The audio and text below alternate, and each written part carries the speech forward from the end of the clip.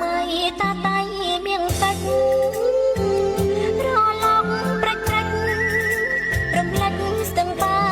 ជាពួនព្រះសូរបាំងកងសំរឹងកាំងកាងធម្មជាតិបានសាងសងខាងសំសួនកងមួយស្ទឹងពួនជួនជួបបាច់ឆាស្ទឹងបាត់មាត់ទឹកនឹកគ្រាស្ទូចត្រីជុំណោបៃបៃចំនួនចំណៃនេត្រា